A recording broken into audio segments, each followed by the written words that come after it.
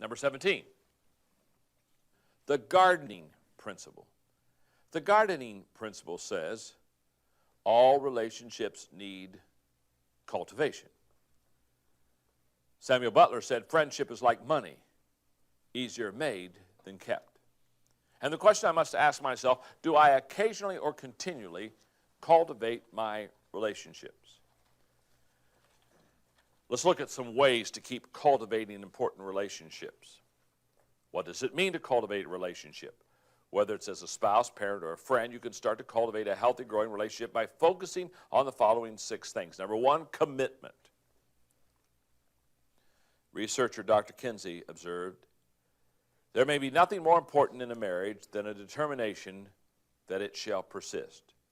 With such determination, individuals force themselves to adjust and to accept situations which would otherwise seem sufficient grounds for breakup. Scott Peck wrote a classic work on human psychology in the late 1970s called The Road Less Traveled. This book really marked my life. Since that time, he has offered ever-increasing insights from his lengthy practice as a psychiatrist, and one of his points involves laziness. Dr. Peck says, laziness is a contributing cause of evil, a primary cause of psychological illness, and the main reason that Americans are increasingly failing at human relationships. He notes that meaningful relationships require commitment and work. Those who are lazy are seldom willing to expend that kind of energy. Many marriage counselors would concur that laziness is the major cause for failure of marriages. Too often people know what needs to be done to restore a relationship but won't put forth the effort. Relational sloth has become an epidemic that we must honestly address. Number 2, to cultivate a relationship, communication. Number 2 is communication.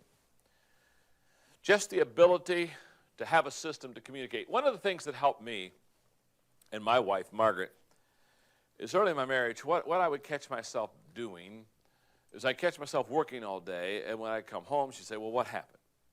And I said, well, nothing. What do you mean, nothing? Well, all right, well, something happened, but nothing important happened. Well, you can tell this is not a good thing. So many, many years ago, I'm talking about, we've been doing this for, 25 years at least, is that during our day, if something happens that we just learn about, or something fun happens, or something funny happens, or something that wasn't good happens, but anything that happens that is kind of noteworthy, we take a card out and we write what it is. We just make a little note to ourselves. Now this is huge. 25 years ago, I made a commitment that if something happened that was noteworthy, I would not tell anybody about it until I told Margaret first. Because what happens is if you tell a dozen people what happened during the day, something, by the time you get home, it's old hat. The first time you've got all kind of energy. Isn't that true? And you say, oh, my goodness, guess what just happened? Now, you know what's interesting is, what that means is, not every day, but most days, I've got to call her in the middle of the day. Because something just happened, and I got to tell somebody. You follow me? And I call, I said, Margaret, 60 seconds, just guess what did? Well, you're kidding me. Oh, okay, we laugh, hang up. Now, and tell others. You have no idea what that's done to cultivate our relationship. She knows that she's not the last person in the food chain to hear. She does the same for me, by the way. Number 3, friendship. Obviously, to cultivate a relationship, there needs to be a friendship. Samuel Johnson remarked, if a man does not make new acquaintances as he advances through life, he will soon find himself left alone. A man, sir, should keep his friendship in constant repair. That goes for old friendships as well as new ones. I think we sometimes take for granted the people closest to us, and as a result, we neglect to try being good friends to them first. Number 4 is memories. To cultivate relationships, you want to create memories. I really work hard on this because here's what I believe. Here's what I believe about your children. I believe that your children won't remember what you bought them at Christmas time 20 years from now. Maybe they remember a key bike when they were 10 years old. They remember three. But can I tell you something? You'll buy them hundreds of things and they'll remember three or four.